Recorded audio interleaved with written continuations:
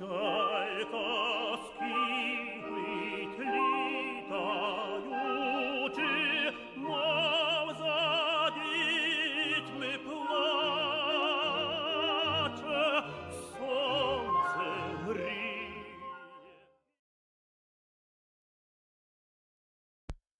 evening, everybody.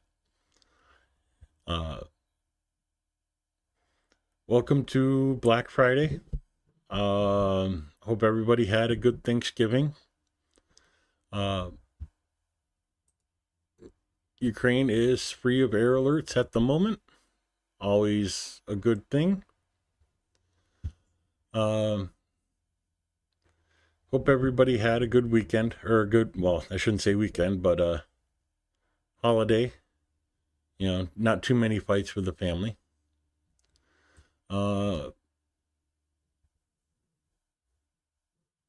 Let's just kick it off. I'm just going to cover yesterday's report. It is tomorrow in Ukraine. It is the 30th in Ukraine already. Operational information as of 8 a.m., November 29th. Glory to Ukraine. The 1010th day of the large-scale armed aggression against the Russian Federation against Ukraine has begun. During the past day, 207 combat clashes were recorded. Hey, Niels. According to detailed information, yesterday the enemy launched 2 missile strikes and 93 airstrikes using 111 missiles and 67 bombs from aircraft against the positions of Ukrainian units in populated areas. In addition, carried out more than 4,800 attacks with artillery. 126 of them were from rocket salvo systems, the MLRSs, and used more than 1,700 kamikaze drones for strikes. It's a huge number. Go back to the day I missed, the 28th. 157 combat clashes, 21 airstrikes, 40 bombs used from aircraft. About the same number of artillery strikes, with 154 of them from anti-aircraft guns, and used 1,672 kamikaze drones. You can see the increase alone in just yesterday to today. Almost 50 more assaults happened. About the same artilleries, but 111 missiles last night. The enemy attacked the areas of Oleksandrivka and Izman settlements in the Sumy region with bombing and attack aircraft. Yesterday, the aviation, missile forces, and artillery defense forces made 9 strikes on the areas of personnel and anti-aircraft defenses of Russia. And scroll this up. There were 12 combat clashes in the Kharkiv direction. The fighting took place in the areas of the settlements of Volchansk, Tyr, and Hyrbrok. In addition, enemy aircraft struck the settlements of Lipsy and Nechuzny, dropping 4 glided aerial bombs.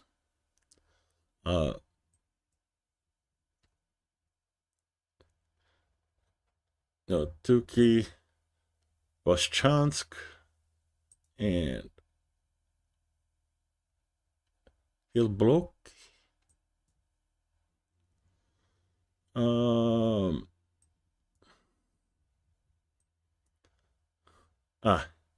Hilbloki.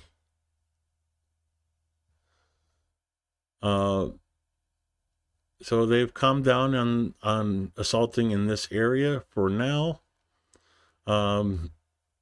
one attack in this area, and then the rest in Voschansk area.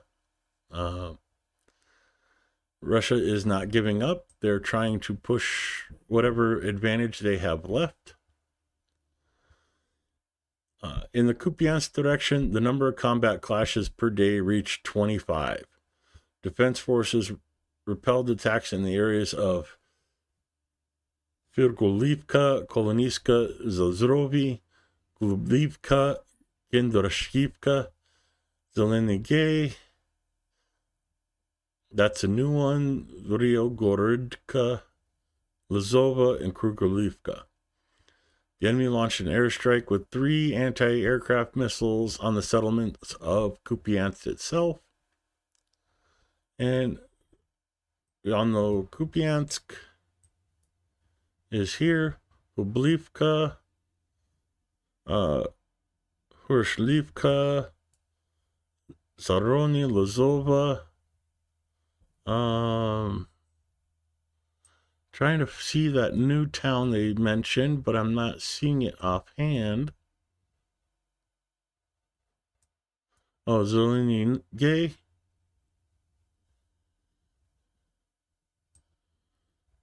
Yeah, I still don't see that new town that they mentioned.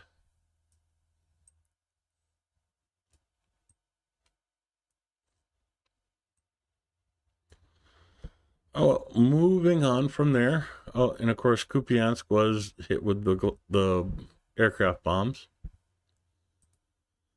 Moving on to the Liman direction, our troops stopped 6 enemy attacks in the areas of Trevydrohilbovi, Grivivka, Proshatrovnivki, Torsky, Yampolivka, and Terny. The Ivanka and Serebyansk regions were hit by attack and bomber aircraft. Let me just bring up one thing here.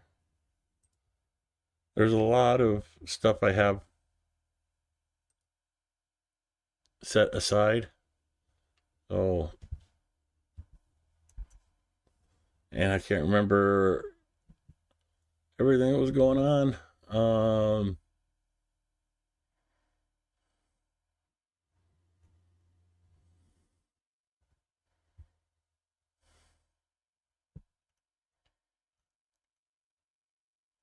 Oh, this is the one I wanted to show you. Let me pull this up for you.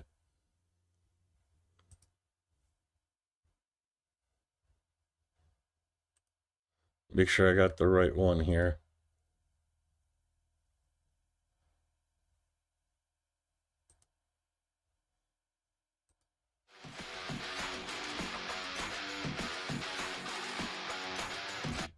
This is in the Kharkiv direction.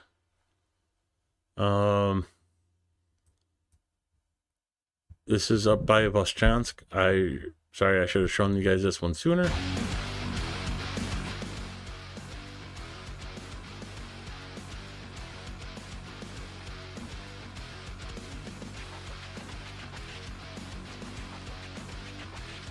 The same curve in the road.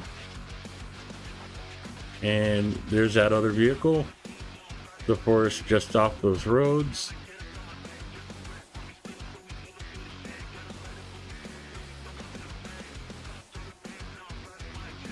Again, that same curve in the road next to the forest. And more Russian vehicles getting taken out.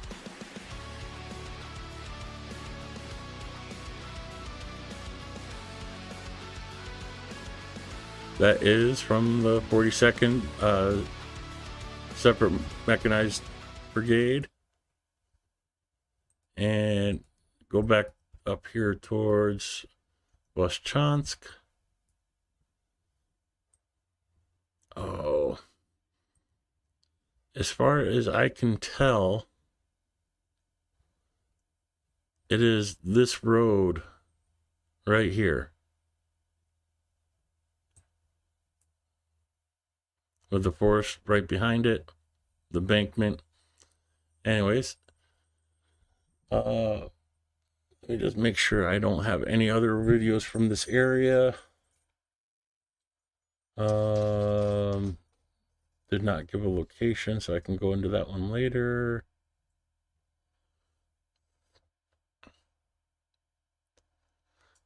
All right, I think that's good. I was talking about Limansky direction with the 6 attacks.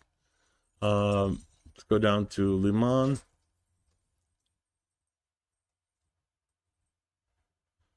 And Liman, Torsky, Terny, Yampolivka, Serebryansk Forest. So the attacks seem to have lightened up here a little bit with only 6 attacks in the last day. In the Savist direction, the enemy launched airstrikes by 3 air defense systems in the Zhetigny area. This is going to be a bit hard to find because it could be anywhere in here, and I don't know where that town is offhand. And some of these are really hard to see what the names of the towns are unless you really zoom in.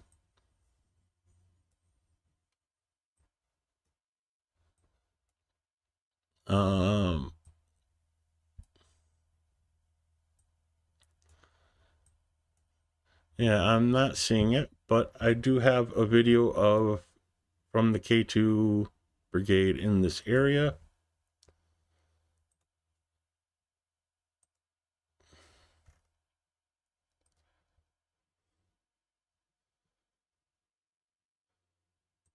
There we go. Ukrainian defender from K2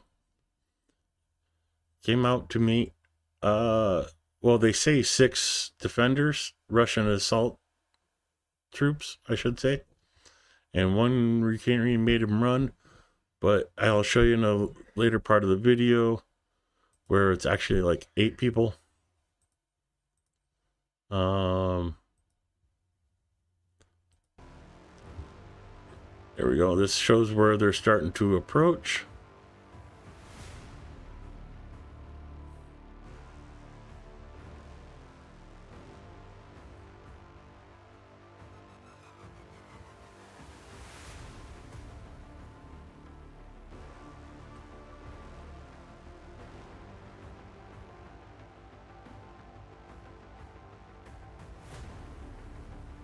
And you'll see the Ukrainian defender coming up this direction here shortly.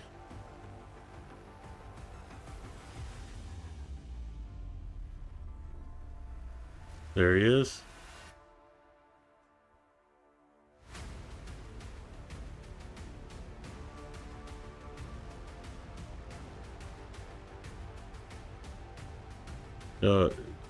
T-shirt made of Ukrainium.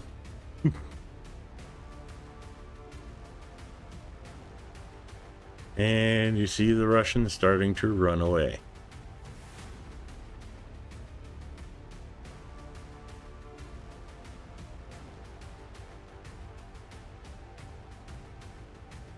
Now, as this cloud passes from the artillery shell that hit, they'll zoom out. And you can start seeing the Russians retreating here. And if you count the retreating Russians, 1, 2, 3, 4, 5, 6, 7, and there's number 8. So 1 Ukrainian versus 8 Russians.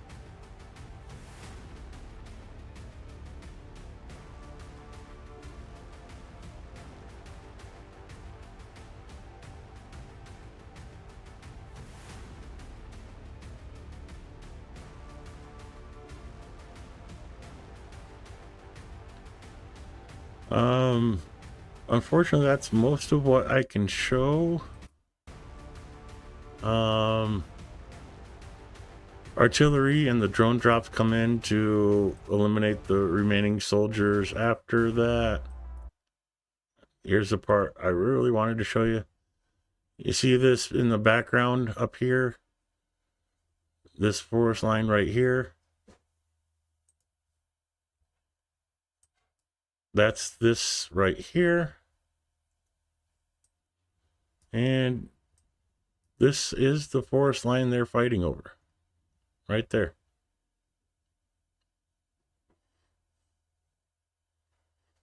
So sometimes it's that easy to geolocate where these videos are coming from. And moving on to the Kramatorsk direction. Ukrainian soldiers nullified 5 attempts by the enemy to break through our defenses in the areas of Chasiv Yar, Bilohorivka, and Stopochny. 5 times the enemy tried to advance in the Torets direction as well, operating in the areas of Torets and Delivka. At the same time, the enemy launched an airstrike on the settlement of Serebryankiv. Of course, Chasiv Yar, Stopochny, and I can never find this town when I want to find it. Bilohora. I don't know. I always seem to see it when I'm not looking for it and can never find it again when I am looking for it. And of course, Toretsk is right here, and Delivka is here, and Serebryanivka is here. Again, not too far away, and both the defenses right before Konstantinivka. Sorry.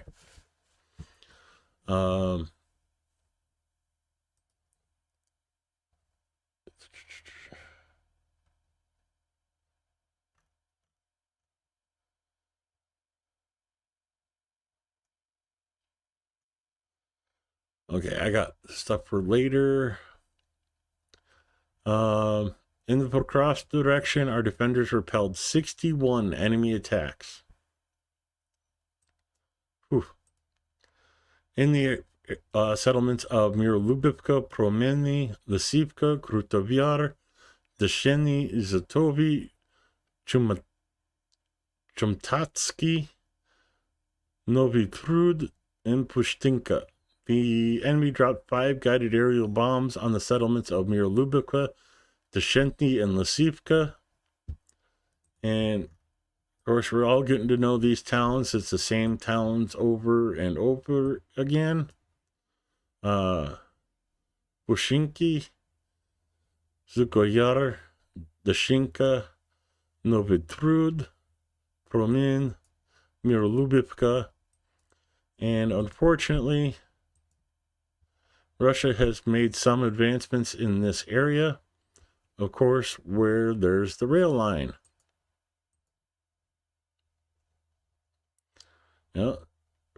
Russia's SOP, standard operating procedure, advance up the rail line and spread out. It works for them, unfortunately, but it is what it is. In the Kharkov direction, defense forces continue to hold back the enemy in the areas of the settlements of Sansivka, Bratrivka, Novodormivka, Kharkova, Delany, Elizabetivka, Romanivka, Antonivka, Uspendivka, and Desheny, where the occupiers tried to break through the Ukrainian defense lines 43 times. We all should know these settlement names by now, but Sansivka, Brativska, Kharkova, Delany, Romanivka, Elizabetivka, Antonivka, Katerinivka, Upensivka. Shadrov will be talking about in a minute, but pretty much every area of this front line is being attacked, and unfortunately Russia is starting to make ingress into Khodorkovka, at least according to Deep State. The last 2 days They have pushed into the center of the city and started reaching the high-rise buildings. I have not seen video confirmation of this yet, but I will keep an eye out for it.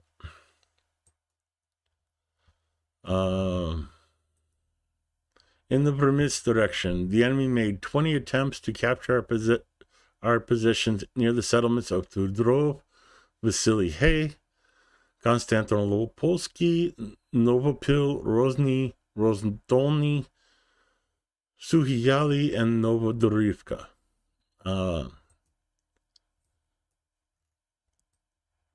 So let's start with over here with Rudnopil, Novodorivka, Rozdolny, Rozov, Sukhayali, Konstantinopolsky, and Trudov. I did this backwards for one reason. I have a video from Trudov where the 35th Separate Assault Brigade has a video for us. This was published by Deep State.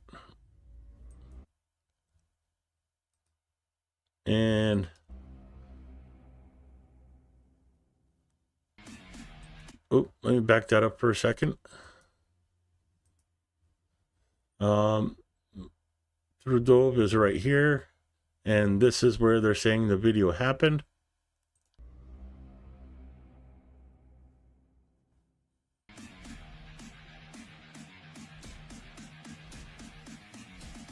You see,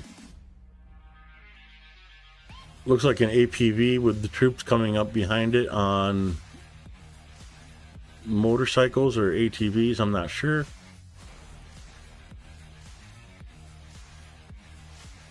So it looks like Ukrainians hit a direct hit. And there the bikes fall down and they start running back.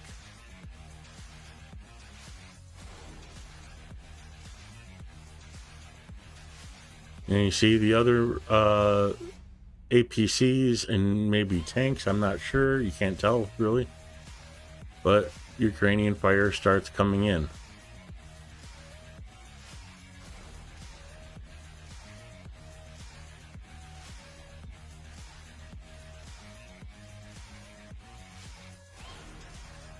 And you see the trenches here of the Ukrainian defenders.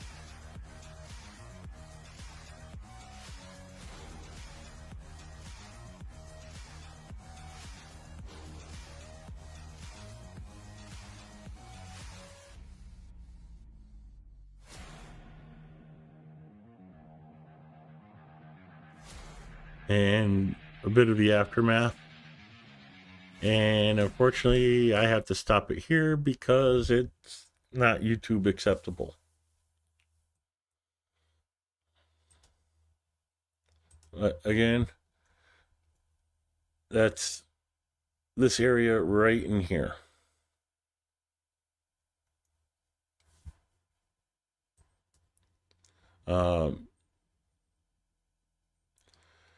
The enemy did not conduct active operations in the Orhiv and Huliopol directions, but launched a rocket attack with 3 cruise missiles in the areas of the settlement of Novo-Oleksandrivka. In the Dnieper direction, the occupiers carried out 4 unsuccessful offensive actions. Well, let me get over here towards Orhiv.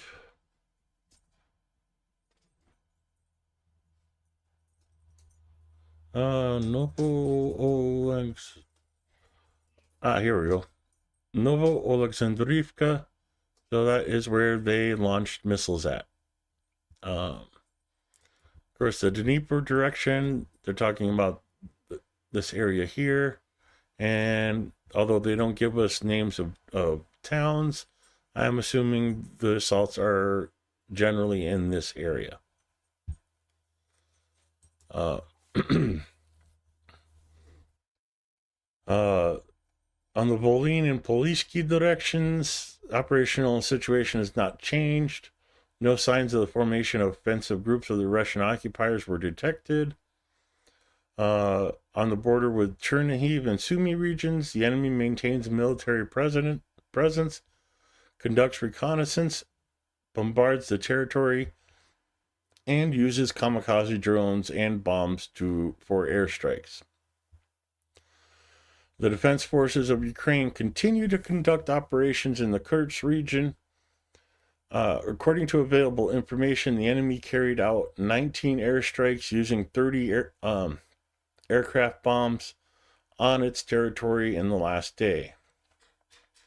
I'll go over the losses with the graphics. I do have a video for the Kursk direction for you guys, for you folks. Sorry, I need to stop using guys. Join the defense forces and Razum de Peremoshimo.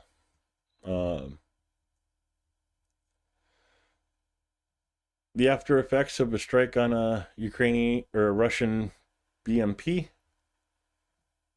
There's not enough of it left to tell what it really was. But let me pull that video up. So this video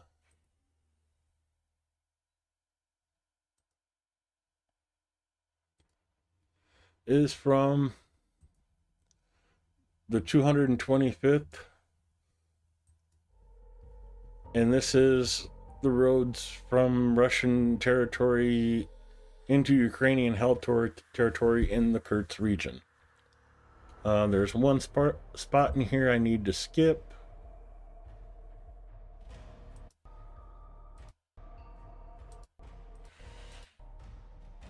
There we go.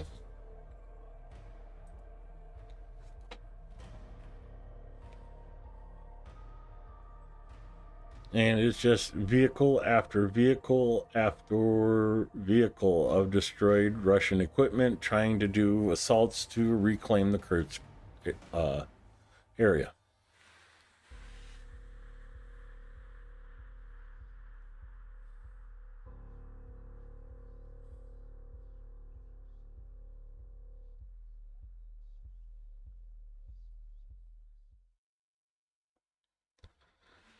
So that is the video from the 225th in Kerch region. Let me grab the losses for yesterday for you folks. Total combat losses of the enemy for November 28th, the 1009th day of the war. Russia lost 1,220 personnel, 1 tank, 2 APVs, and 22 artillery systems, 45 UAVs, 60 vehicles, and 10 special equipment. That was Turkey Day, and Black Friday is definitely going to be a day to remember, because there is a new record for Russian losses today. Total combat losses of the enemy, November 29th, 1,010 days of full-scale Russian invasion. Losses of 2,030 personnel. That is a new record for losses in a single day for Russia.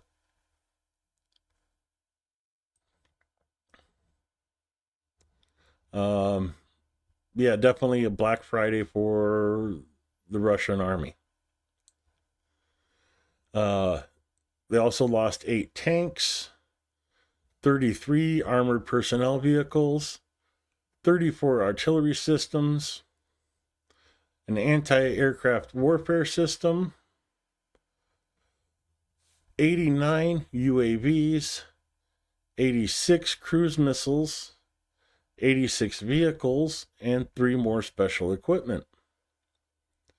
Now, about that anti-aircraft system,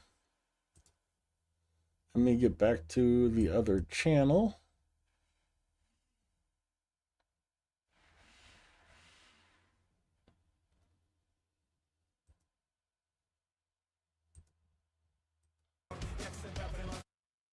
This is the Tor system. $25 million cost to build the system.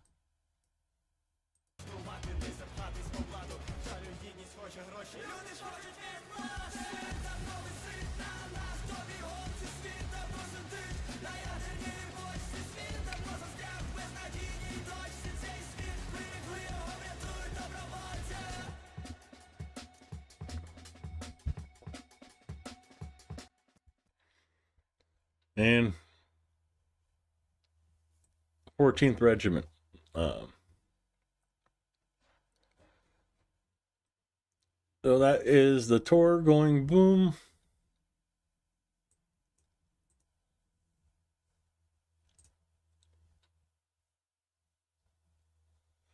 Oh, the shelling in Pashchansk area. On top of that,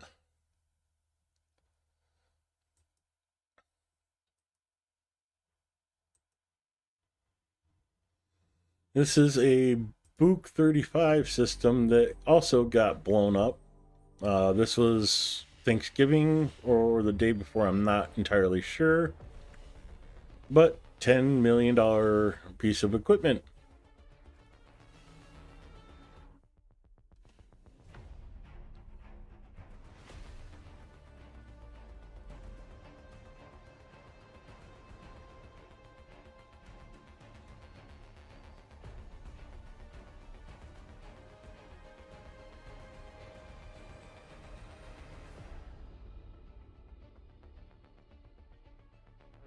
And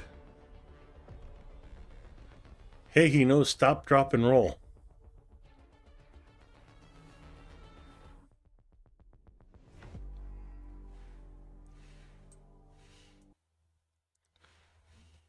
So I thought you guys would enjoy that, seeing $35 million worth of Russian equipment go boom.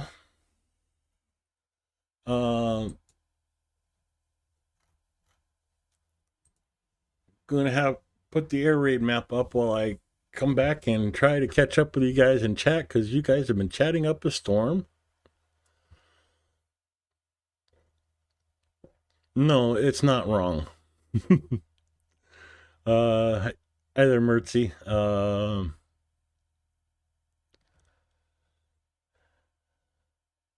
Neil, it's good to see you. Mertzy, Anna McPigeon. Bird is the word.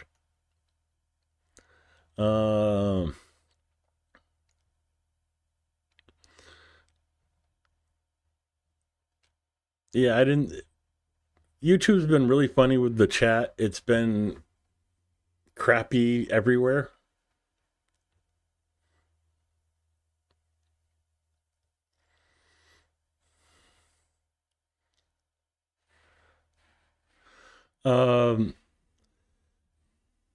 That is the rumor. It does not. In the video, it says he fought in his last battle in the near future. The Vadim was his name. It says he fought in his last battle a short time later. It does not say if he was killed, wounded, or what, but yes, that was one of his last battles. Vadim from the K2 54th Brigade.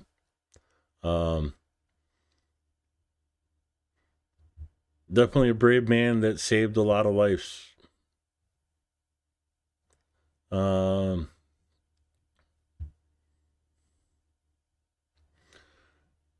Mercy says, is it wrong to enjoy watching Russian stuff blow up? I don't think so. Mercy says, then I don't want to be right. I'm with you there. Seeing Russian equipment blown up and costing them money is like superb. I tried to avoid like the drone drops on soldiers, because that does feel a little wrong to watch sometimes. Oh God, how does a turkey travel, LJ?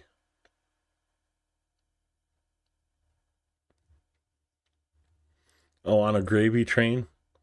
Going off the rails on a gravy train. uh, Christmas decor already. You know, at least it's, you know, after Thanksgiving. Um,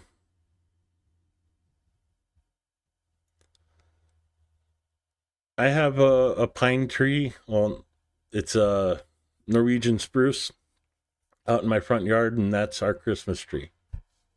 So my tree is really easy to put up. It's up all year round.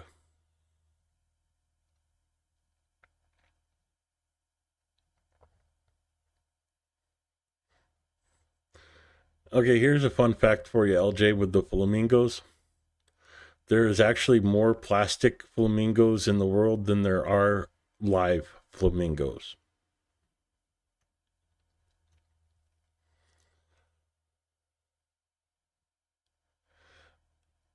Oh God, I haven't heard about Applejack in years, Anna. Um,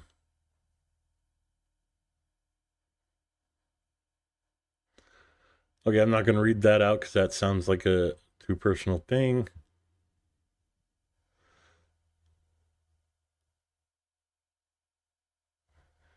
Oh, that one's bad, LJ.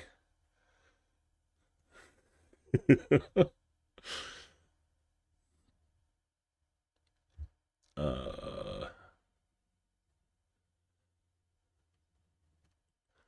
let's see.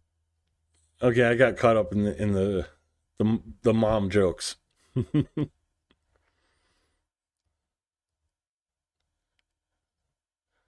Yeah, don't talk to me about snow. You guys, everybody else is getting snow. Like 2 miles over the other direction got snow. Me, I got flakes and nothing on the ground.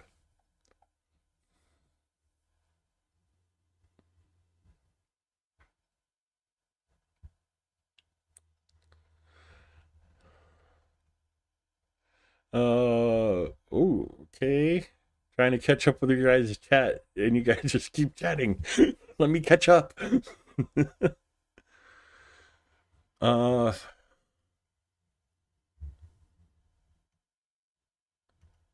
yeah, I have no snow, just a lot of freaking cold. Like, I don't know if you guys can see this on my screen, but it's 12 degrees Fahrenheit.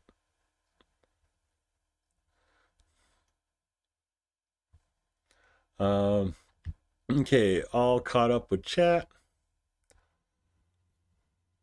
I had a couple more videos I wanted to show you. Um,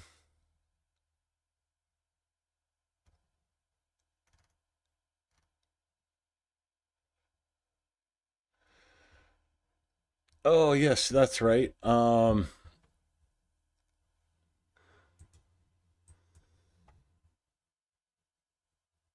Like Aleppo in Syria and Georgia has been in the news a lot lately, and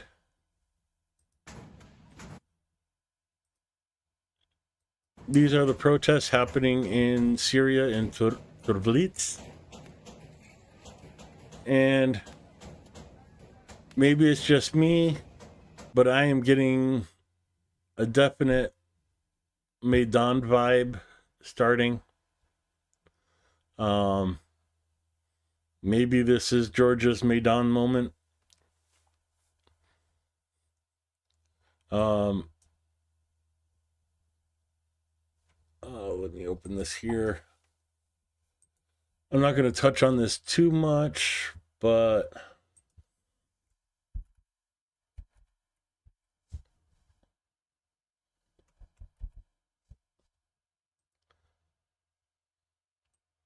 so Aleppo in Syria, you know, Russia is a big supporter of the government here, and rebels have moved into the capital city. Big blow for Russian military in there. And of course, Georgia. And the Blitz is where the riots are happening right now, the protests, I should say.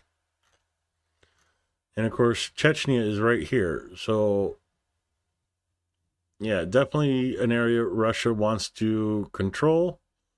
And the citizens are trying to say no. But moving on, let me pull up Zelensky's speech from yesterday.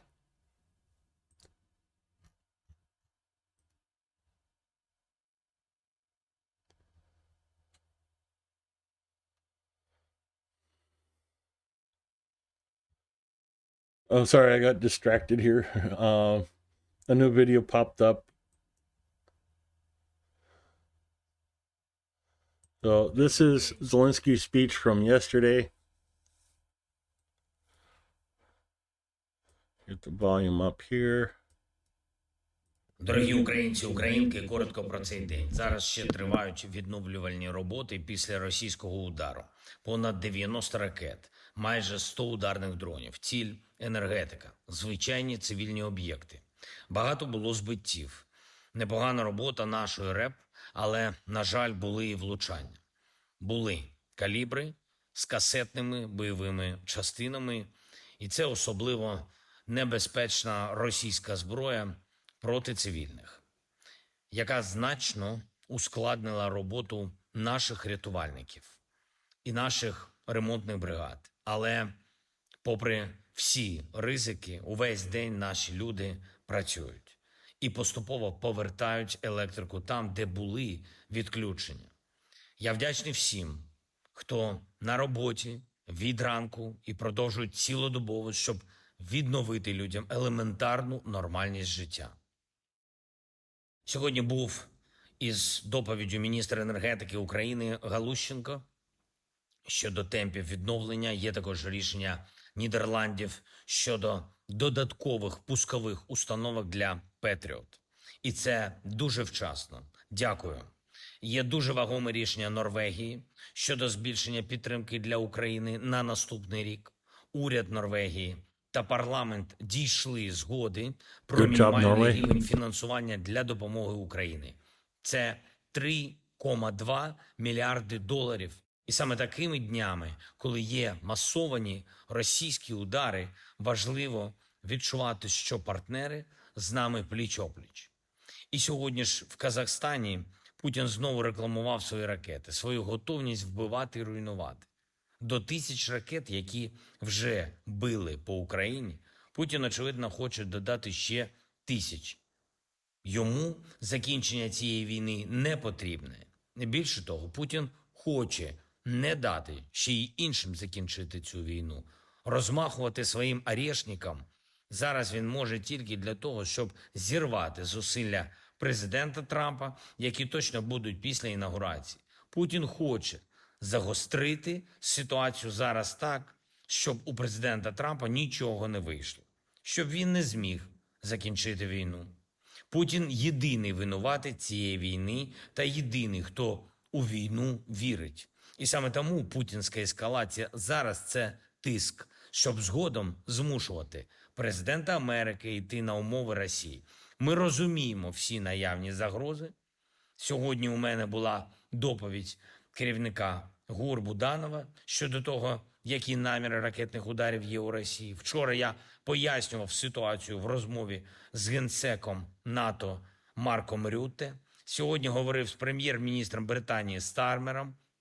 В графіку на завтра є розмова з канцлером Німеччини Шольцем. Ми маємо разом реагувати на спробу Росії зробити ситуацію більш нестерпною і спробу затягнути цю війну. Ми зацікавлені у мирі. Ми і всі наші партнери. Зараз треба посилити позиції України, позиції партнерів. На будь-який російський шантаж треба жорстко реагувати. Так, як Путін на це заслуговує. І треба бачити перспективу. Перспективу завершити війну справжнім миром разом. з Америкою разом, з Європою разом, з усіма партнерами. Справжній мир потрібен. Мир завдяки силі, а не цей набір катастроф, коли один диктатор в Москві нав'язує своїми ракетами свої умови кожному новому лідеру вже 25 років. І ще одне для всіх наших людей. Коли є повітряні тривоги і ракетні загрози, треба йти в укриття. Це тверде правило, яке не залежить від тих чи інших заяв з Росії. Зараз може бути ще більше російських спроб сіяти страх та зневіру в Україну. Нам всім потрібна стійкість, щоб все це пройти. І потрібна єдність з усіма партнерами. Путін зараз робить те, що й завжди. Залякує, розколює, намагається окремо кожного зламати чи похитнути. Він більше нічого не вміє. Він програє, коли залишається наодинці. І він повинен програти зараз в усьому. І це буде безпечним для всіх. Я дякую всім, хто допомагає. Слава Україні! Героям слава. And just to point out, Не вміє. Зараз. Я дякую всім. thank you to everyone who helps. He says this every day. That's you he's talking to. That's everyone who donates, everyone who spreads the word. So get out there, spread the word.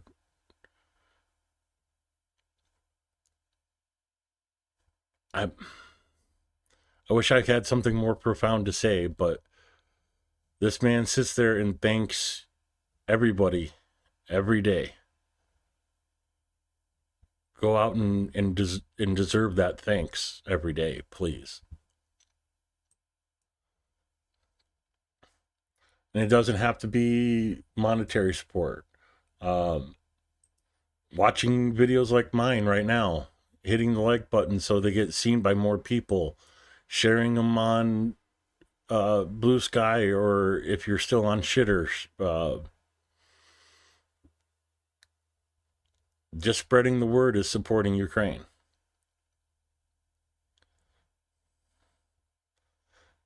Hey Blue, good to see you.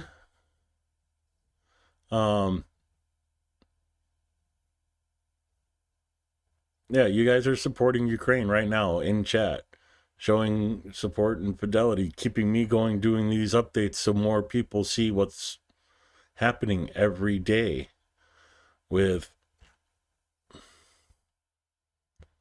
1,700 kamikaze drones in one day, 111 missiles, which he was talking about. Yeah, that's one thing I wanted to show you guys is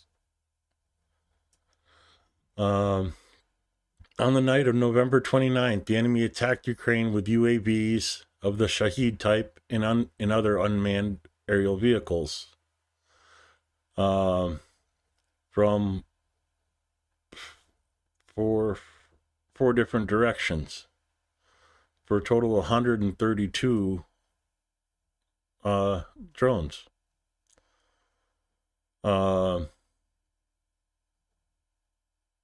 46 of them were shot down. Another 41 of those were lost in location from, they crashed because of electronic warfare of Ukraine. And one left Ukraine. 88 of them were shot down and another 42 were lost here. That leaves, they took out the vast majority of these Shaheeds.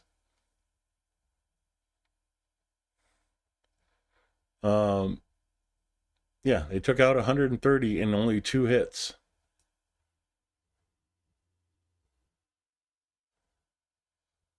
Can you imagine what it would be like if Ukraine didn't have the air defenses they have to take out these Shaheeds? What they need is the missiles. When Russia's firing 111 missiles in a single day, Ukraine just does not have the air defenses to take out that many fast-moving missiles. You can't take out. You can take out a Shahed with a machine gun. You can't take out a missile. That's why Norway providing more Patriot launch systems is huge news. I mean, huge news.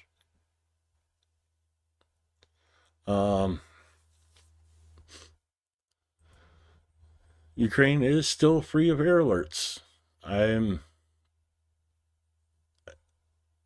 early Christmas present. I hope it stays this way for as long as possible.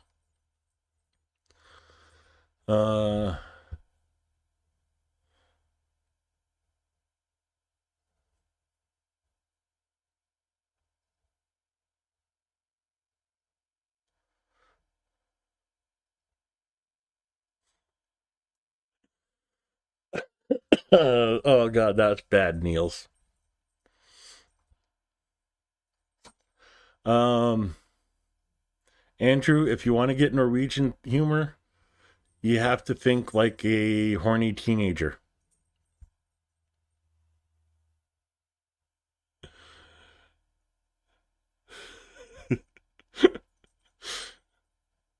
My mom knows that feeling, KKGG. She's had to do it a couple times.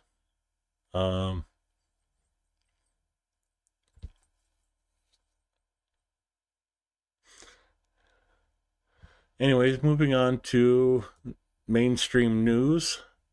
I hate doing this part because a lot of times it's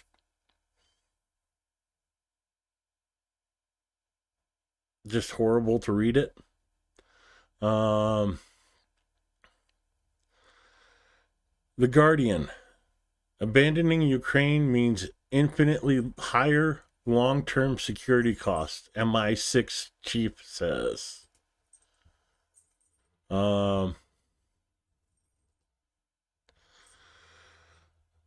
Abandoning Ukraine would jeopardize British, European, and American security and lead to an infinitely higher cost in the long term. In a speech that amounted to a plea to Donald Trump to continue supporting Kyiv. Richard Moore, giving a rare speech, said he believed Vladimir Putin would not stop at Ukraine if he is allowed to subjugate it in any peace talks involving the incoming president. If Putin is allowed to succeed in reducing Ukraine to a vassal state, he will not stop there. Our security, British, French, European, transatlantic, will be jeopardized. And this isn't some armchair politician. This is the chief of MI6, UK's spy branch. No, this isn't some Joe Rogan sitting with the mic saying, oh, this is going to happen. No, this is someone who has the intel available to him and knows how to analyze it. This is, finally, people are starting to say the stuff that they've been hiding. Goes on to say the cost of supporting Ukraine is well known, but the cost of not doing so would be infinitely higher. If Putin succeeds, China would weigh the implications, North Korea would be emboldened, and Iran would become still more dangerous.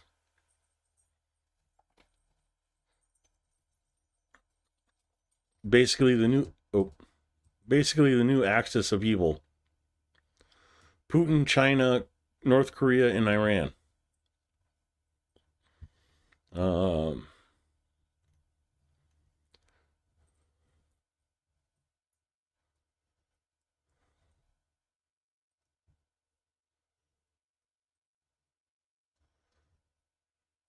Yeah, nothing really catching more there. And of course, Wall Street Journal, Bloomberg, and Reuters, same story.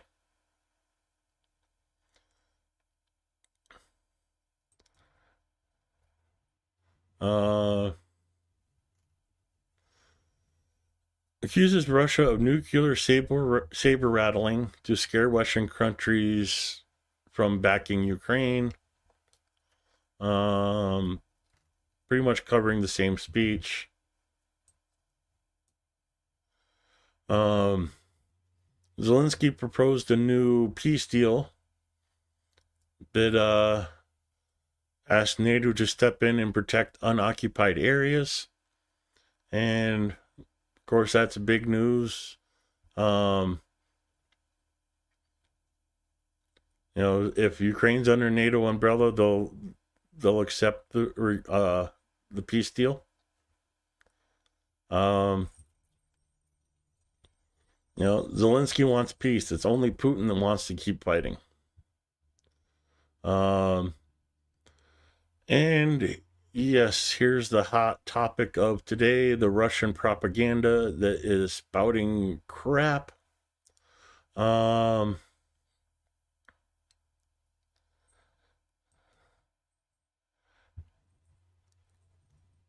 desertion is so bad, blah, blah, blah, blah.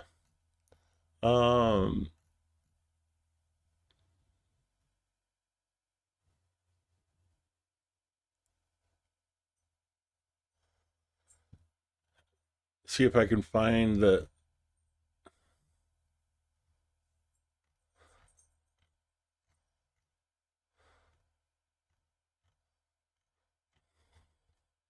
Oh, they edited this story since I read it.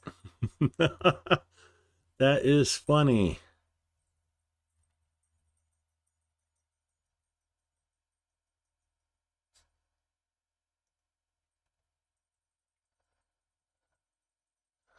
Yeah, there was a whole nother section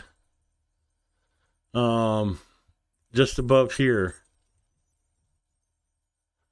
that is gone now. It talked about, there. Oh, that's so funny. Let's see if it's in one of the others really quick. No.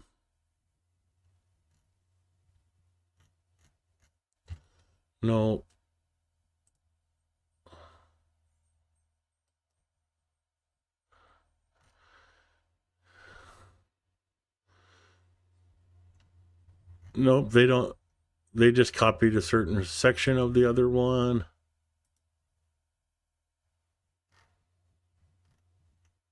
Here's it. Here's the original paragraph because you'll see down here where it picks up the same story. I want to point this out for you folks. Current desertion rates in Russia, but in August, were 18,000 and increasing daily. Russia's death rate by September was said to be 71,000. 71,000 people, Russians, died in September or were injured.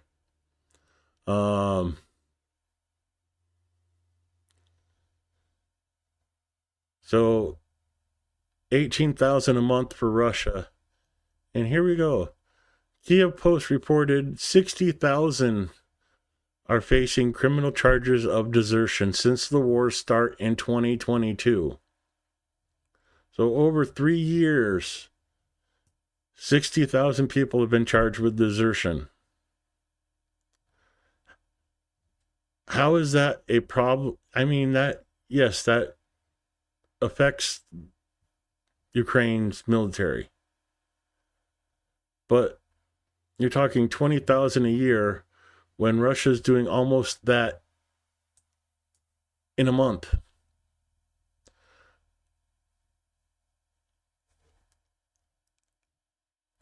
But it's a Ukraine problem, not a Russian problem, huh? This is what I don't like about mainstream news. They hide the data that doesn't make it sensationalized, exaggerate the information that makes it sensationalism, and then talking about Rome in 206 BC. What does that have to do with Ukraine? 1780, George Washington's army, 26,000 desertions. What does that have to do with Ukraine? It is a total fluff piece. To talk about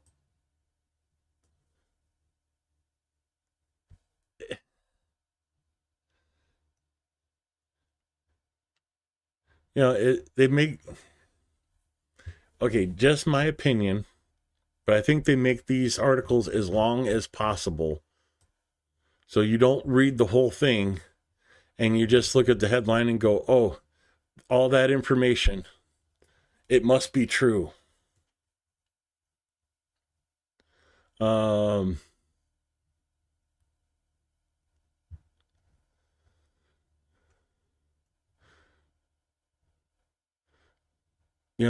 Here they're talking about the black troops that served in 1965.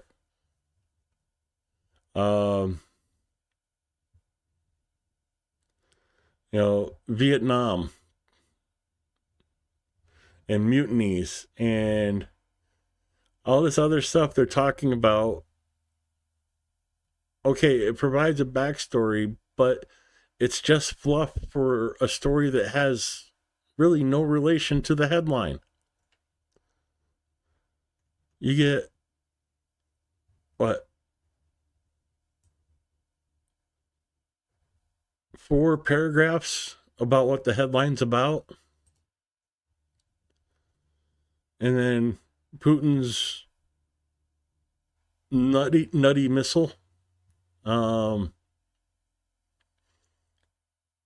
ICBM factories. It's just piss poor reporting. It's filling a page so you don't read everything. So you think that, so you just believe that it's true because they have all this information backing it up. No, they don't. They have one story by the Kiev Post backing it up over 3 years, saying 60,000 people have been charged with desertion.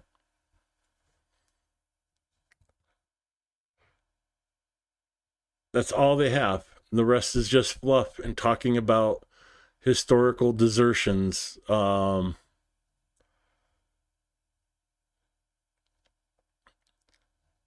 USA's war with Great Britain to become a free state, a free nation, what it would have cost today in our dollars to do that, the War of Independence. What does that have to do with desertions in Ukraine? Not a damn thing. Yeah, I want to say something, but I can't because I don't want to dox myself. But you understand why you have to really look at these articles. And yeah, there's a lot of information here, but almost none of it has to do with the title. And that was literally copied and pasted from AP News to other channels. And even AP News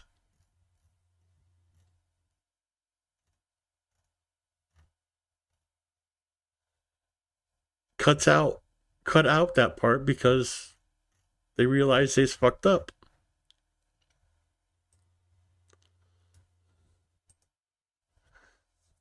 It's funny. Mainstream news sucks.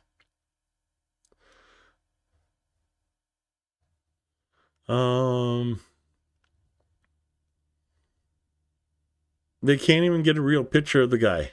They have to do some AI art bullshit.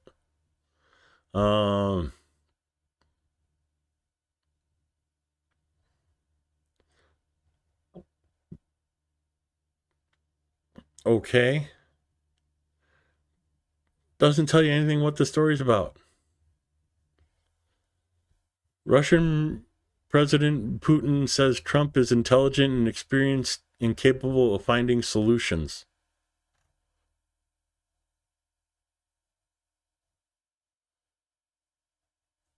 To what?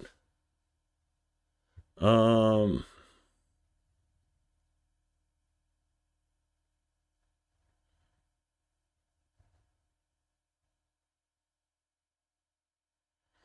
yeah, this is a saber rab. It's double talk. I can't even make sense what this story is about. Is it about Putin blowing smoke up Trump's ass, or is it about his saber rattling of nuclear missiles? Um,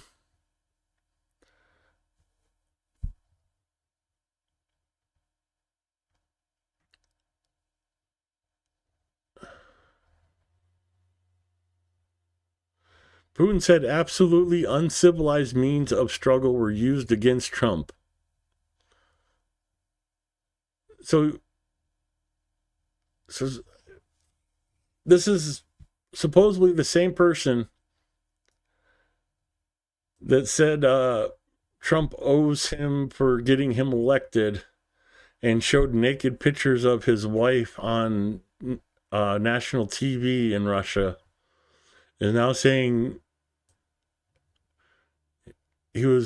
Trump was subjected to uncivilized means of struggle.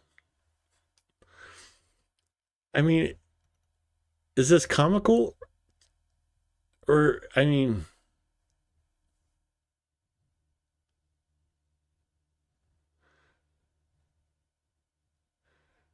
he also criticized the humiliating and unfounded judicial procedures to which Trump was subjected. He was found guilty in a lot of those. Yeah, Trump found guilty on all 34 counts of falsifying business records. Guilty, not under investigation, was found guilty by a jury. I don't understand I just don't understand what this article's about. It doesn't.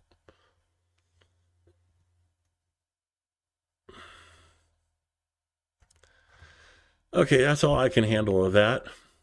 Still no air alerts in Ukraine. Always good news.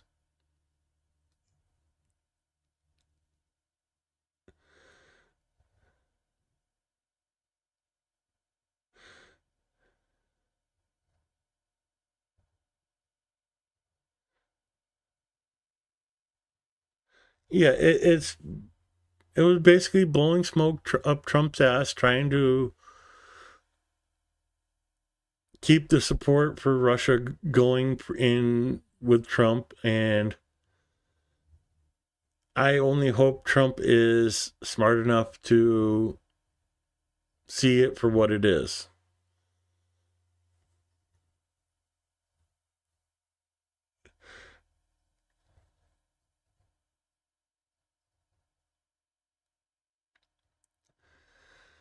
I don't know what else to say.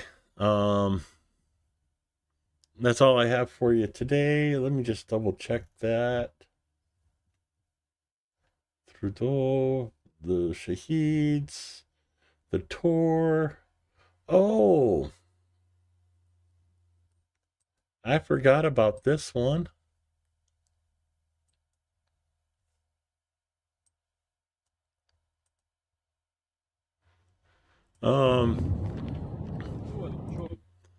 This is the Atlas Oil Depot that Russia claims to have shot down all the Ukrainian drones that were sent to attack it.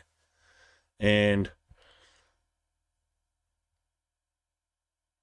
no damage was done.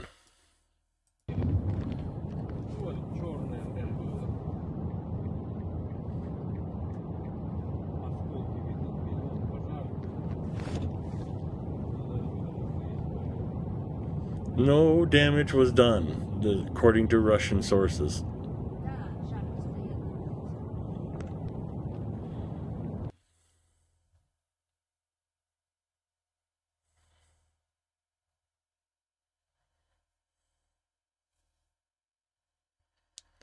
Well, that's the thing is Sally says they used to have to show both sides of a story, but no more. Like they have to cover Ukraine and Russian desertion.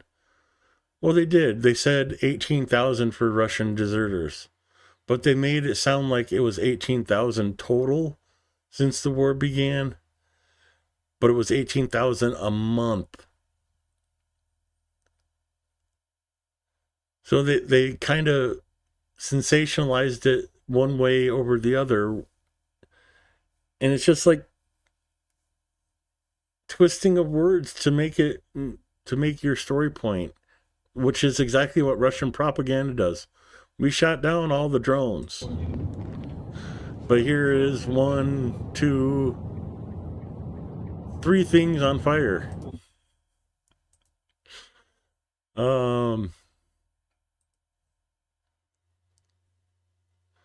So this is a video that distracted me.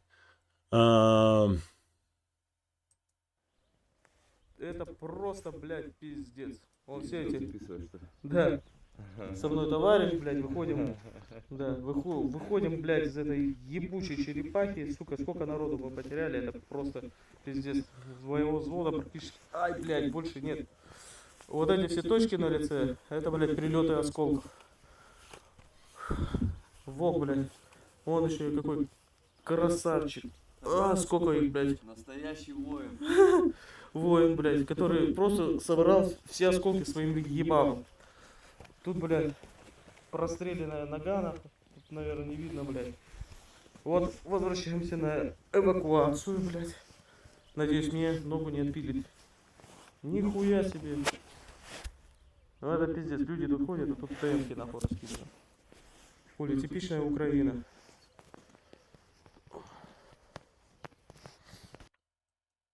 That's Russians' take on the war. It's Russian soldier. Oh, the other thing I wanted to cover before I go. I played Zelensky's speech from yesterday for you. His speech from today, I don't want to play it. It's 5 minutes long. And Commander-in-Chief Syrskyi, we decided it was time to replace the commander from the land forces.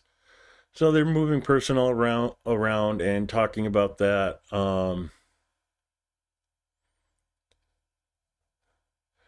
And the Ministry of Defense is continuing to develop the Army Plus application. So not a whole lot in the speech that really needs our attention. This is fairly mundane stuff, just letting the people know what's going on with their army.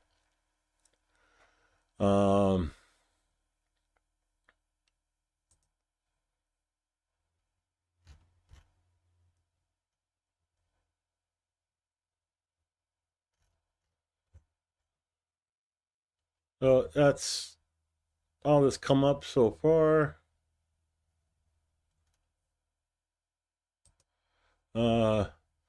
Mad the Otter came out with another video. I'd love to show his videos, but he has too many worms getting fed to the fishes. If you get my meaning.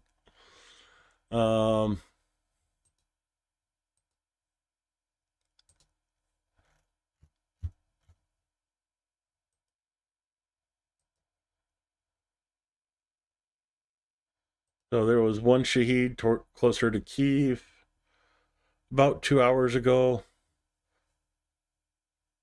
but nothing since, and the air alert map is still clear.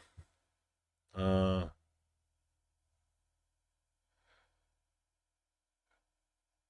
even, it's just like troops on the front lines.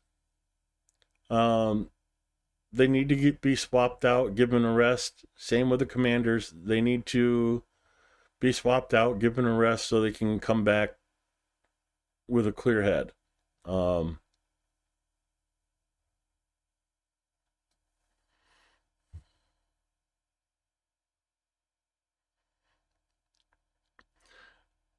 You're talking about the ice cream makers. I have an ice cream maker that's a ball that you can give to the kids and they can push it around the room, throw it back and forth.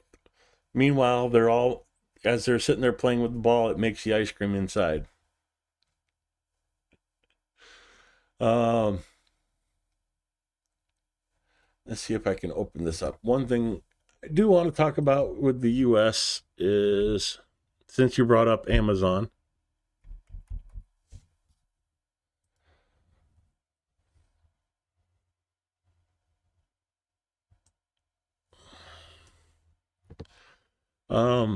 I bought this for my mom uh, on the 20th. It was $35.99 on the 20th. Here we are 9 days later, and it's $54.99. I can't help but wonder, is this inflation from because of Trump's tariff talks, or is this just a normal price gouging for Black Friday? Makes you wonder.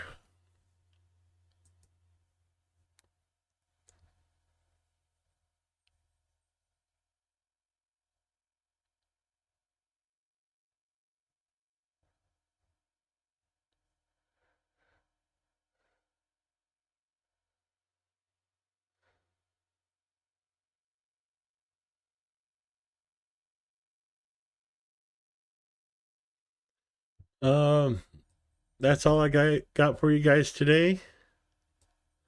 I thank you for coming to the stream. I appreciate the support you give me. I especially appreciate the support for Ukraine. Have a good night. Stay safe, everybody. And of course, razom de переможемо.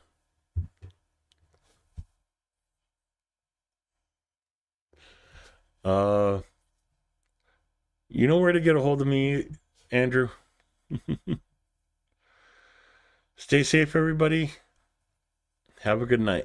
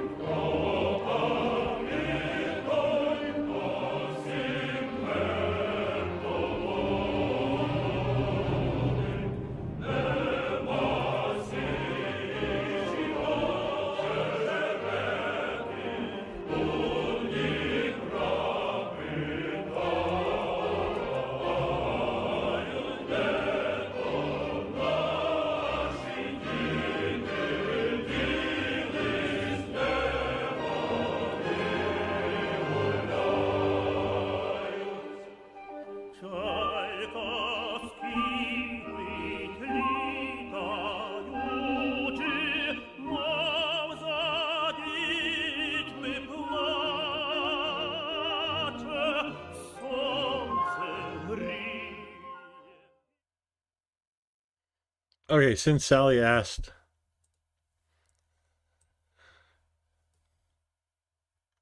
this is the temperatures for Kyiv. 36, low of 34 tonight. I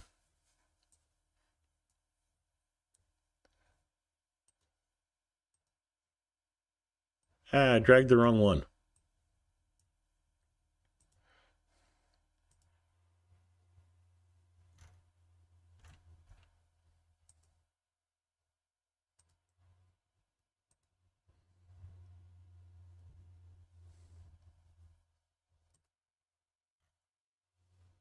So this is my temperatures. 23:11, 23:9. I don't see above freezing until the 3rd. I've been doing, well, let me plug them since we're still here. So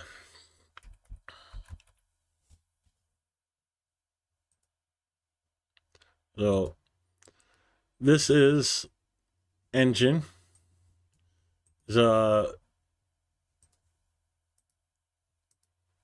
I'll put the link in chat for you guys. They link up native English speakers with Ukrainians trying to improve their English skills. I've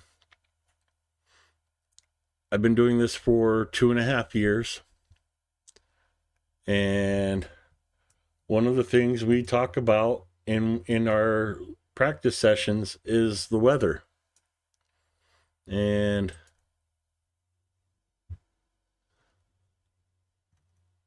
now let's go December weather for Kiev.